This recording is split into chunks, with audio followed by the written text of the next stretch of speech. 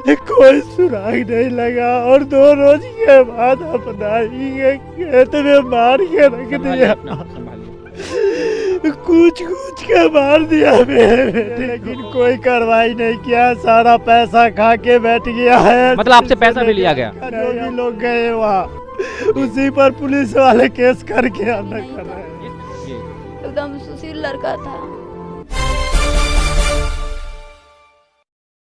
अगर आप पैसे वाले हैं तो यहाँ पर अपराधियों द्वारा मार दिए जाएंगे, अगर आप गरीब हैं तो भूखमरी से मार दिए जाएंगे, और यदि आप प्यार कर रहे हैं तो आपको प्यार के दुश्मन मार देंगे। यहाँ पर बिहार में लगातार अपराध का तांडव जारी है, और इसी बीच हम पहुंचे हैं समस्तीपुर जिले के सरायरंजन थाने के शीतलपट्टी गांव में, जहां पर विगत 4 नवंबर को एक लड़का जो परदेश से आता है और उसके 6 दिन बाद लगभग वो शौच के लिए निकलता है सुबह के 6 बजे, तो देर हो जाने के बाद उसके परिजन जब उसको फ़ोन करके उसका हाल चाल जानने के लिए कि वो कहाँ है अभी तक ये पता करते हैं, तो उसका 2 दिन तक कोई पता नहीं चलता, और इससे बीच 2 दिनों के बाद वही लड़का अपने ही खेत के बगान में वो मृत पाया जाता है, और उसकी हालत ऐसी होती है कि उसे कूच कर मारा गया होता है। इस घटना की सच्चाई और ये घटना क्यों घटी है, इन सारे चीज़ों को जानने के लिए हम पहुंचे हैं मृतक के घर पर, जहां पर मृतक के पिताजी मौजूद हैं, जिनके आंख के आंसू सूख चुके हैं, लेकिन लगातार इनके जो विलाप है वो रुकने का नाम नहीं ले रहा। और मृतक के भाई हैं जिन्हें आप ये उजले वस्त्र में देख सकते हैं, दोनों पर क्या बीत रहा होगा, खून का रिश्ता जब यहाँ से एक चिराग बुझा है। इन सारे चीज़ों को जानते हैं इनसे। क्या नाम है आपका? धर्मवीर कुमार राय। क्या लगते हैं आप मृतक के? पिताजी। क्या नाम था मृतक का? गुड्डू कुमार। कितने साल का रहा होगा? लगभग 19 वर्ष। ये घटना कैसे घटी है, आपके मुंह से सुनना चाहते हैं। सुबह 6:30 बजे सोच के लिए घर से निकला। कितने तारीख को? 4 तारीख को। ठीक है। जब आधे घंटे 45 मिनट में वापस नहीं आया, कॉल किए तो कॉल नहीं उठाया, तो उसको ढूंढने लगे। ढूंढने के क्रम में पूरे पता कर लिए, कहीं नहीं पता लगा, तो थाना में FIR दिए, लेकिन कोई सुराग नहीं लगा और 2 रोज के बाद अपना ही के खेत में मार के रख दिया। कूच के मार दिया मेरे बेटे को। अच्छा, आप बता सकते हैं कि इसके पीछे क्या कारण रहा होगा? आपके बेटा जो गुड्डू था उसका किसी से विवाद चलता था, या फिर प्रेम भी किसी से रहा होगा? नहीं सर, ऐसा कोई बात नहीं है, किसी से हमको दुश्मनी भी नहीं है। अच्छा, क्यों मेरे बेटे को मार दिया कुछ के? अच्छा, वो परदेश कितने सालों से रहता था? 2-2.5 साल से रहता है। पढ़ा लिखा था वो?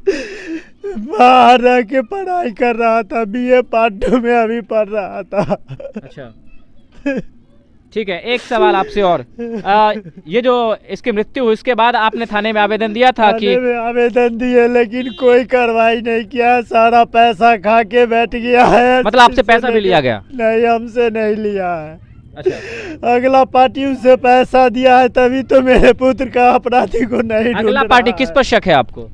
मैं कैसे बताऊं? पुलिस की शासन से मैं बता रहा हूं, यदि पुलिस पैसा नहीं खाता तो मेरे बेटे को कातिल को पकड़ के लाता और दिखाता मेरे को, यही तुम्हारा बेटा का कातिल है।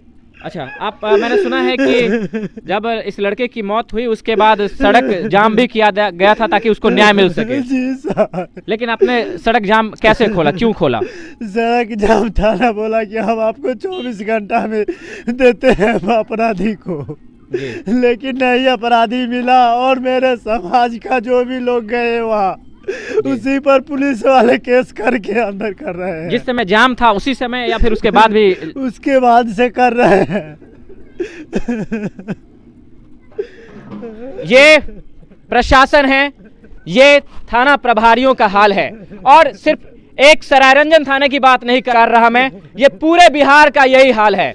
हर थाने में थाना प्रभारी नहीं बैठा हुआ है, जनता का रक्षक नहीं बल्कि जनता का भक्षक बैठा हुआ है, और उस कुर्सी पर थाने में जो प्रभारी है वो प्रभारी जनता का सेवक नहीं बल्कि एक गुंडा बैठा हुआ है।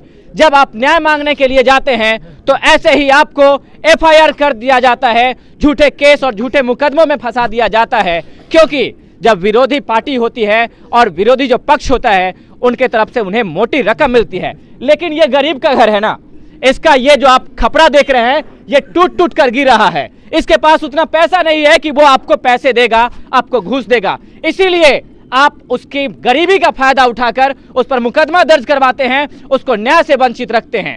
और इस सब का मेन कारण और केवल अगर कोई है तो वो सरकार है, जो आज से नहीं बल्कि सदियों से बिहार पर तरह तरह के पार्टी के रूप में यहां पर लगातार शासन कर रही है, लेकिन कुशासन करने वालों पर एक बार भी अपनी ओर से उस पर नकल नहीं कसती। इसी के कारण छोटे अधिकारियों से लेकर बड़े अफसर तक यहां पर गरीबों की रक्षा करने की जगह पर उनका लगातार मजबूरी का फायदा उठाते रहते हैं। क्या नाम है आपका? विकास कुमार। क्या लगते हैं आप मृतक के? छोटा भाई लगते हैं। वो अच्छा। मेरे भैया थे। कितने भाई हैं आप? 2 भाई। आपको क्या लगता है घटना के पीछे क्या कारण रहा होगा? वो तो सर मुझे नहीं मालूम है कि किसका हाथ है क्या है। वो प्रशासन बोल रहा है जो हम छानबीन कर रहे हैं, लेकिन अभी तक कुछ नहीं हुआ है सर। अच्छा, वो जो आपके भाई थे वो आप बड़े थे या फिर वो बड़े थे? वो बड़े थे। ठीक है, हम छोटे थे उनसे। अब इस घर का चिराग बुझ चुका है, वो चिराग जो इस घर को मेहनत करके इस घर का पालन पोषण कर सकता था, इस घर में रोशनी जला सकता था और घर को सुखी संपन्न रख सकता था। लेकिन यहां पर हालत यह है कि आप गरीब हैं तो गरीबी के दंश को झेलिए, आप अमीर हैं तो अमीर बनेंगे और गरीब हैं तो फकीर बनेंगे, लेकिन आप एक अच्छे से गुजारा नहीं कर सकते, क्योंकि यहां पर जो न्यायाधीश बैठा हुआ है, न्याय करने वाला जो नेता बैठा हुआ है, वो यहां पर केवल अपनी रोटियां सेकने में व्यस्त है और जनता यहां पर भूखमरी और हत्या से त्रस्त है। इनके घर के कुछ महिलाएं भी मौजूद हैं, उनसे जानते हैं। क्या नाम है आपका? विमली देवी। क्या नाम? आप मृतक के क्या लगते हैं? आप दादी। दादी लगते हैं। बता सकते हैं कि अभी जो ये घटना घटी है क्या कारण रहा होगा? कुछ पता नहीं है कारण क्या रहा, वो तो किसी से बोलता भी नहीं था जी। एकदम सुशील लड़का था और किसी के पास दरवाजे पर बैठने के लिए भी नहीं जाता था जी। अपना घर से मतलब काम करता और मोबाइल देखता और कुछ भी नहीं था। और कुछ महिलाएं हैं घर में, चलते हैं और आपको वहां भी बात करवाते हैं।